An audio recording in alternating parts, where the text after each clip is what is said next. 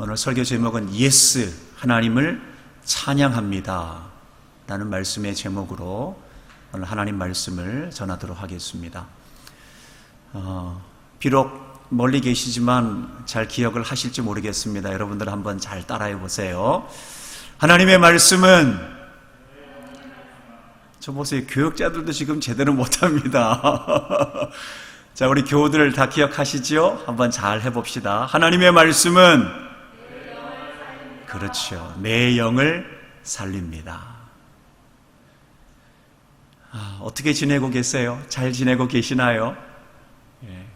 하여튼 보고 싶습니다. 하나님 말씀을 전하겠습니다. 한 부자가 있었습니다. 부자에게는 3명의 아들이 있었는데 이제 때가 되어 자신의 회사를 물려줄 후계자를 결정하게 되었지요. 후계자를 결정하는 문제가 쉬운 문제가 아니어서 부자는 자녀들의 지혜를 가려야 되겠다 생각을 하게 됩니다. 그래서 한 가지 과제를 내게 되지요. 자녀들 각자에게 돈 $10씩을 주고 물건을 사서 방 하나를 가득 채우도록 하는 과제를 내줍니다. 큰아들과 둘째 아들 그리고 막내까지 3명의 아들들은 각기 자신들이 원하는 물건들을 사가지고 왔지요. 큰아들이 사온 물건을 보니 건초 한 짐을 매가지고 왔습니다. 건초 한 짐을 풀어서 방 안을 가득 메우니 방에 2벽 정도를 채울 수가 있었지요. 아버지의 표정이 별로 그렇게 밝아 보이지 않습니다. 둘째 아들이 사온 것을 보니 둘째 아들은 솜 2포대를 사왔습니다. 솜 2포대를 풀어서 벽을 채우니 방에 3벽 정도를 채울 수가 있었지요. 아버지의 표정이 조금 전보다 밝아졌습니다. 이제 막내 아들이 남았습니다. 사실 아버지는 막내 아들에 대해서는 큰 기대를 하지 않았습니다. 그래도 물어봤지요. 막내야, 너는 무엇을 가지고 왔느냐? 네, 아버지, 저는 지나가다가 한 노파를 도와주고 남은 돈으로 양초 하나를 사왔습니다. 그리고 양초에 불을 켜자 양초에서 빛나는 환한 빛이 온 방 가득 차게 되었지요. 큰아들과 둘째 아들은 건초와 솜으로 방을 가득 채우려고 애를 썼지만 그렇게 하지 못했습니다. 그런데 막내 아들은 자신이 사온 양초의 빛을 통하여서 온 방을 가득 채우게 하였지요. 과연 누가 지혜로운 아들일까요? 여러분이 만약에 아버지라면 과연 어떤 아들을 여러분의 후계자로 택하시겠습니까? 쉬운 문제는 아니지요.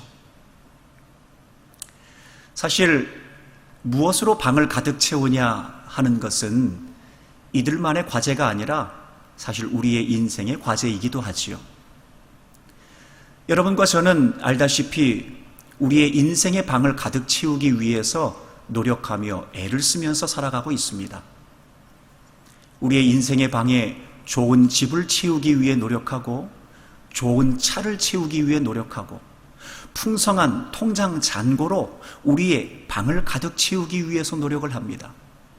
뿐만 아니라 우리의 인생의 방에 우리의 명예를 채우려고 하고 우리의 지위를 채우려고 하고 그리고 우리가 가지고 있는 건강을 채우려고 애를 쓰는 것이 바로 우리의 인생입니다.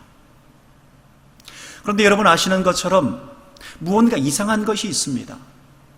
아무리 우리의 인생의 방을 가득 채우려고 애를 써도 잘 채워지지가 않습니다. 오히려 인생의 방을 채우려고 노력을 하면 할수록 무언가 더 빠져나가는 것 같은 느낌이 드는 이상한 마음이 듭니다. 왜 그럴까요? 무엇이 문제가 있을까요? 이에 대해서 솔로몬은 전도서 5장 10절에 이와 같이 우리에게 말씀하고 있습니다. 우리 전도서 5장 10절의 말씀을 한번 읽어보겠습니다. 시작. 은을 사랑하는 자는 은으로 만족하지 못하고 풍요를 사랑하는 자는 소득으로 만족하지 아니하나니 이것도 헛되도다. 즉 솔로몬은 알았지요. 인생의 방에 무언가 가득 채우려고 애를 쓰지만 도무지 채울 수 없는 불가능한 존재가 바로 우리 인생이라는 것을 솔로몬은 너무나도 잘 알고 있었다는 것입니다. 여러분, 이처럼 채워도 채워지지 않는 것, 이것을 우리는 한계 상황이다라고 이야기를 합니다. 우리는 인생을 살아가면서 여러 가지 한계 상황을 경험하게 되지요. 그런데 그 중에 가장 대표적인 한계 상황 두 가지를 이야기하자면 첫 번째는 바로 마음의 한계 상황입니다. 앞서 말씀드린 것처럼 우리는 무언가 우리의 인생의 방에 무언가 가득 채우려고 노력을 하지만 우리는 도무지 만족하지 못합니다. 우리는 우리의 인생 가운데 아무리 채우려고 애를 써도 만족하지 못하는 마음의 한계의 상황 아래 살아가고 있습니다. 뿐만 아니라 우리는 두 번째 한계 상황을 경험하지요. 그것은 바로 환경의 한계의 상황입니다. 우리는 우리의 인생을 살아가면서 갑작스럽게 찾아오는 문제 앞에 도무지 속수무책입니다. 지금 우리가 겪고 있는 이 바이러스 상황, 우리가 감당할 수 없는 문제이지요. 사람들은 과학을 통하여서, 통계를 통하여서 빅데이터만 가지고 있으면 어느 정도 우리의 미래를 자신할 수 있다, 우리의 미래 일들을 예측할 수 있다라고 이야기를 하지만, 그러나 실제 문제가 이렇게 터졌을 때 우리는 환경의 한계의 상황 앞에서 속절없이 무너지고 마는 것이 바로 우리의 모습이라는 것이지요. 우리는 환경의 한계의 상황 아래 있습니다. 자, 여러분, 그렇다면 성경에는 없을까요? 성경에 환경의 한계의 상황을 경험하고 있는 사람들이 없을까요? 있습니다. 가장 대표적인 사람이 우리가 잘 알고 있는 욥이지요. 여러분, 욥은 환경의 한계의 상황을 경험한 사람이었습니다. 그러나 우리가 욥에 대해서 잘 알고 있어야 될 게 있지요. 욥은 우리가 잘 아는 것처럼 굉장한 믿음의 사람이었습니다. 정직한 사람이었고 온전한 사람이었고 하나님께서 자랑하는 믿음의 사람이었지요. 얼마나 하나님께서 욥을 자랑스럽게 생각을 하셨냐면 욥기에 보면 사탄에게 하나님께서는 욥을 자랑하는 장면이 나옵니다. 그런데 이렇게 믿음의 사람인 욥도 환경의 한계의 상황을 경험하게 됩니다.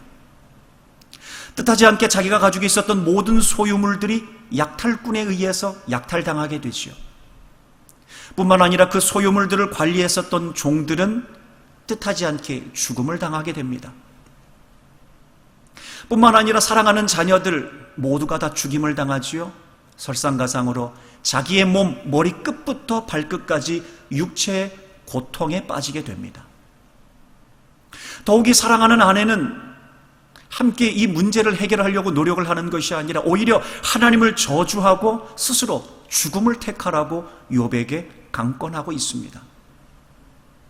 여러분 잘 아시는 것처럼 욥은 그래도 믿음의 사람이었기에 이러한 육체의 고통, 이런 환경의 한계 상황 앞에 그래도 처음에는 믿음을 고백하였습니다.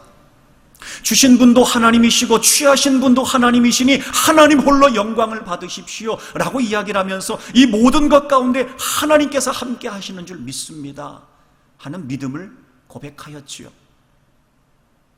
그러나 여러분 아시는 것처럼 시간 앞에 장사가 있습니까? 시간 앞에 장사가 없습니다. 환경의 한계 상황이라는 시간이 점점 길어지면 길어질수록 욥은 고통과 원망과 의심으로 깊어지기 시작합니다. 자신의 죄에 대해 그렇게 끊임없이 하나님 앞에 믿음을 보이려고 애를 썼었던 욥이 시간 앞에 속수무책으로 넘어지기 시작합니다. 하나님, 내가 왜 고난당해야 됩니까?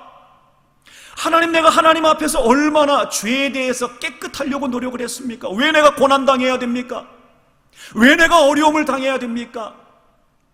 라고 이야기하며 원망하며 불평하는 우리와 똑같은 사람으로 변해가고 있습니다.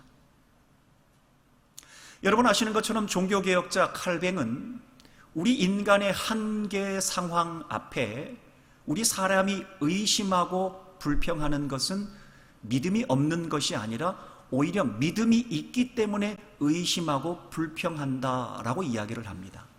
즉, 우리의 믿음이 약해졌을 뿐이지 약한 믿음이라는 것도 믿음이 없는 것이 아니라 믿음이 있는 것이다 라고 이야기를 합니다. 저도 거기에 동의합니다. 여러분, 욥이 그랬습니다. 욥이 환경이라는 한계 상황 앞에서 자기의 믿음이 약해지긴 했지만 믿음이 없는 것이 아니라 그저 약해진 믿음의 사람이었다라는 것이죠.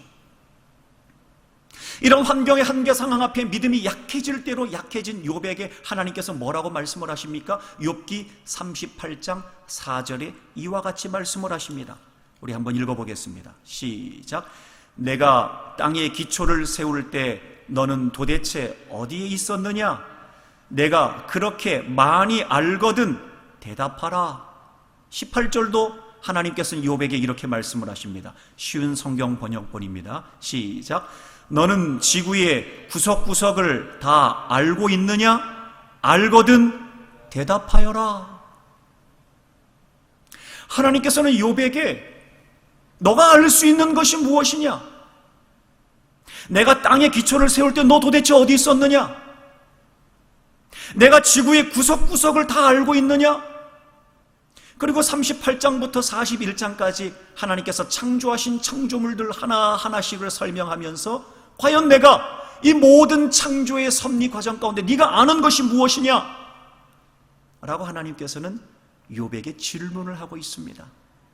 그러니까 하나님께서는 욥아, 내 인생의 방 안에서 너는 그저 작은 문틈에 달려있는 열쇠 구멍으로 내 인생을 보면서 한계 상황을 맞았다고. 하나님 어떡합니까?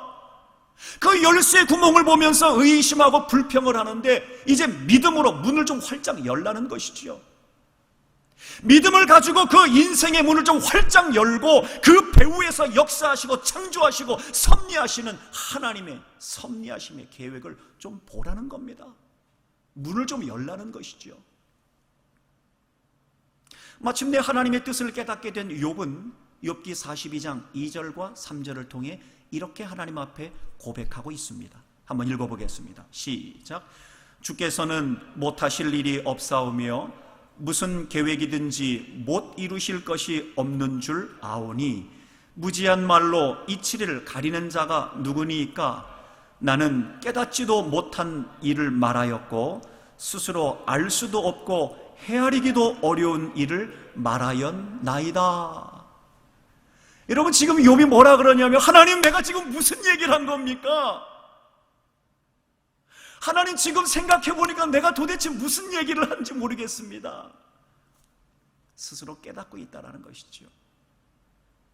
하나님께서 욥에게 알게 하셨던 것, 내 인생의 작은 문틈인 그 열쇠 구멍으로 보는 거에서 믿음으로 인생의 문을 활짝 열었더니 이제 욥은 보였던 것입니다. 아, 이 온 우주 만물을 창조하신 분이 우리 하나님이시지, 내 인생을 지도하시는 분이 나의 하나님이시지, 내가 그저 인생의 작은 열쇠 구멍 하나로 보고 있다 보니 하나님, 내가 왜 이 고난을 당해야 됩니까? 라고 얘기를 했는데, 문을 활짝 여니까 내 인생의 배후에서 우리의 역사의 섭리 가운데 섭리하고 계시는 분이 하나님이시라는 것을 제가 비로소 알게 되었습니다. 내가 지금 무슨 말을 한 겁니까? 욥은 자신의 연약함을 고백하게 되었다는 것이죠. 사랑하는 성도 여러분, 우리가 인생의 한계 상황인 바이러스 상황 앞에 우리의 믿음 없이 그저 우리의 인생의 방 안에 달려있는 작은 열쇠 구멍으로 그것을 보다 보면 우리는 아무리 믿음이 강한 욥이 이처럼 무너진 것처럼 우리 또한 무너질 수밖에 없습니다. 그러면서 우리는 하나님 앞에 원망하고 의심하고 불평할 수 있지요. 그러게 사랑하는 성도 여러분, 이제 우리에게 필요한 것은 무엇이냐면 원망하고 불평하고 불신하는 것이 아니라 이제 우리의 인생의 방에 달려있는 열쇠 구멍으로 그저 한계 상황을 보는 것이 아니라 우리의 믿음으로 욥과 같이 우리의 인생의 문을 활짝 열어서 우리의 삶의 배후에서 역사하고 계시는 창조주 하나님 되시는 하나님을 우리는 분명히 볼 수 있어야 할 줄로 믿습니다.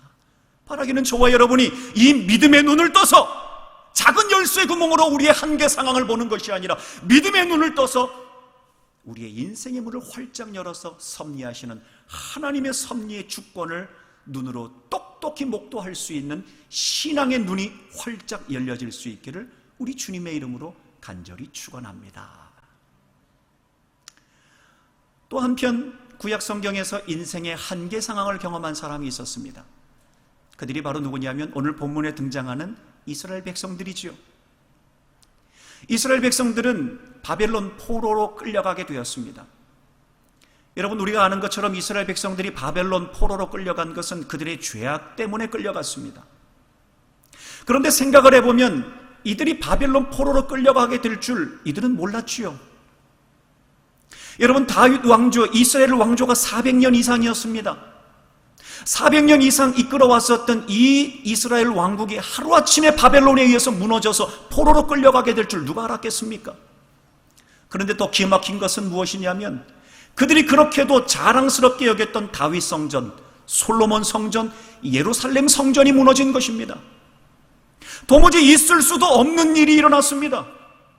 그들은 인생의 한계 상황에 빠지게 되었습니다. 마치 우리와 똑같이요. 여러분, 이 바이러스라는 상황이 우리가 멀쩡히 여기 교회당이 있는데, 우리 대구 서강교회 예배당이 여기에 있는데 우리가 여기서 함께 예배드리지 못하게 될 줄 누가 알았겠습니까? 예루살렘 성전이 무너지는 것과 같은 한계 상황을 우리 또한 경험하고 있다는 것이죠.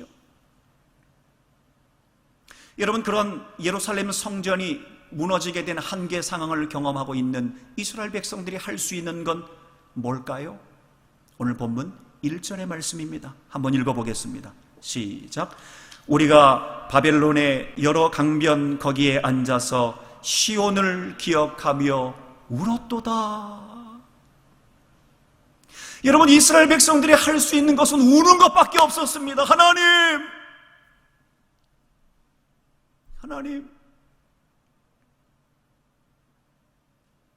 우는 것밖에 없었습니다. 지난주 예배를 드리고 나서 주중에 우리 항존 직분자들과 어르신들을 대상으로 신방 전화를 하게 되었습니다. 신방 전화를 하면서 여쭤봤죠. 어떻게 지내시냐고, 건강 괜찮냐고. 그렇게 안부 전화를 드렸더니 감사하게도 우리 어르신들이 먼저 저에게 안부를 여쭤봐 주셨습니다. 목사님 어떠시냐고. 자신들의 건강이 우선일 텐데도 불구하고 부족한 종의 건강을 먼저 헤아려 주시는 그 따뜻한 마음에 참 감사한 마음이 들었습니다. 그러면서 하시는 말씀이 인터넷 예배를 드리면서 그렇게 울었다는 겁니다. 목사님, 이게 대체 무슨 일인지 모르겠습니다. 우리가 아무리 힘들고 어려워도 예배당에 나가서 예배하는 것 포기한 일 없는데, 우리가 멀쩡히 예배당에 있는데도 교회 나가서 예배를 드리지 못하고 이렇게 화면 앞에 앉아서 예배를 드리니 눈물이 저절로 나왔습니다. 함께 신앙으로 교제했었던 우리 형제 자매들이 얼마나 소중한지 다시 한번 알게 되었습니다 하면서 눈물을 흘리는 분들이 많았다라고 저에게 말씀을 하셨습니다. 사랑하는 성도 여러분, 우리는 지금 눈물 가운데 기도하고 있습니다. 하나님, 이 때가 언제까지입니까? 하나님, 이 때가 하루빨리 지나갈 수 있도록 하나님, 우리의 눈물의 기도 가운데 응답해 주십시오 하고 우리는 매일마다 대문 기도의 919로 함께 기도하고 있습니다. 하나님께서 우리가 눈물로 기도하며 나아갈 때 우리의 눈물 골짜기를 반드시 지나가게 하실 줄을 믿습니다. 그러니 우리가 더 담대하게 믿음으로 기도하며 나아가는 믿음의 은혜가 우리에게 분명히 있어야 되겠습니다. 그런데 여러분, 중요한 것은 이러한 눈물의 때를 보낼 때 시간 앞에 장사가 없습니다. 욥이 시간 앞에 하나님 앞에 의심하고 불평하였던 것처럼 이 바이러스란 상황, 그리고 이스라엘 백성들이 예루살렘 성전이 무너져 있는 그 상황 앞에서 원수 마귀가 미혹할 수 있다는 것입니다. 여러분, 우리는 지금 바이러스 상황 아래서 원수 마귀의 미혹 앞에 분별할 수 있어야 됩니다. 여러분, 마치 어떻게 우리를 미혹하는 줄 압니까? 오늘 본문 3절의 말씀입니다. 3절 말씀 한번 읽어보겠습니다. 시작. 이는 우리를 사로잡은 자가 거기서 우리에게 노래를 청하며 우리를 황폐하게 한 자가 기쁨을 청하고 자기들을 위하여 시온의 노래 중 하나를 노래하라 함이로다. 여러분, 이 말씀이 뭐냐면 마치 원수마귀가 우리에게 미혹을 하는데 어떻게 미혹을 하냐면 바벨론 사람들이 이스라엘 백성들에게 그러는 겁니다. 야, 이스라엘 백성들아, 너희들을 지켜주시고 보호해 주신다고 했었던 그 하나님이 너희를 보호했냐? 너희를 보호하지 못했기 때문에 너희들이 지금 우리 바벨론의 포로로 끌려온 것 아니냐? 라고 이야기하는 것처럼 원수 마귀는 우리에게 미혹합니다. 봐라, 지금 바이러스 상황에서 너희들을 지켜주고 계시냐? 너희들을 보호하시고 지켜주신다고 약속하셨던 그 하나님께서 이 바이러스 상황 가운데 과연 너희를 지켜주고 있느냐는 것이다. 원수 마귀는 우리의 마음을 미혹하고 있다는 것입니다. 너희를 지켜준다 약속하셨던 하나님 도대체 어디 있냐? 너희를 보호해 주신다라고 약속하시는 그 하나님, 이 바이러스 상황에서 도대체 어디 계시냐? 원수 마귀는 우리에게 미혹하고 있다는 것입니다. 여러분, 이 상황에서 우리 신앙의 삶을 살아가는 믿음의 사람들은 두 가지 태도의 대답을 할 수가 있습니다. 하나는 No, 하나는 Yes입니다. No라는 것은 맞다는 것이죠. 못한다는 것이죠. 원수 마귀가 우리에게 미혹할 때 No! 나 하나님 예배 못합니다. 하나님 찬송 못합니다. 지금이 예배할 때입니까? 지금이 하나님 앞에 기도할 때입니까?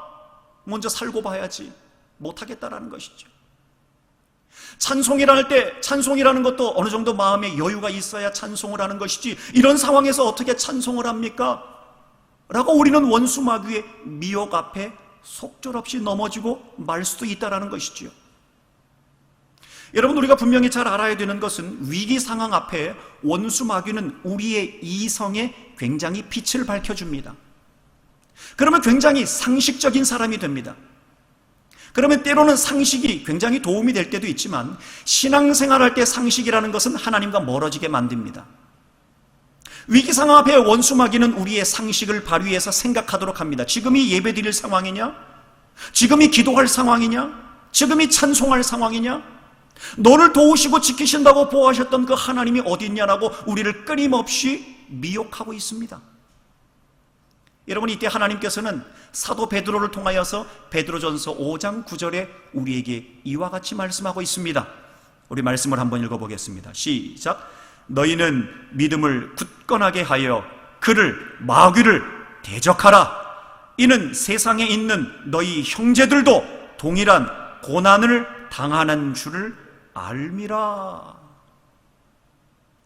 여러분, 이때 위기 상황에서 우리의 이성과 상식은 안 된다 말합니다. 지금이 예배드릴 상황이 아니고 기도할 때가 아니고 찬송할 상황이 아니라고 이야기를 합니다. 우리의 온갖 상식적인 생각들, 이성의 빛을 발하여서 하나님 앞에 예배하지 못하도록 노 하도록 만드는 것이 원수 마귀의 미혹입니다. 여러분, 이 상황에서 우리가 해야 되는 것은 뭐냐면 믿음으로 굳건하게 서서 마귀를 대적하라고 이야기를 하고 있습니다. 즉, 여러분의 마음 가운데 밀려오고 있는 의심과 불평과 불만, 그리고 상식적으로 안 되겠다 하는 것을 받아들이는 것이 아니라 거부하라고 이야기하고 있습니다. 대적하라는 것이지요. 이것이 바로 노라는 자세를 가지고 있는 사람들이 취해야 될 태도입니다.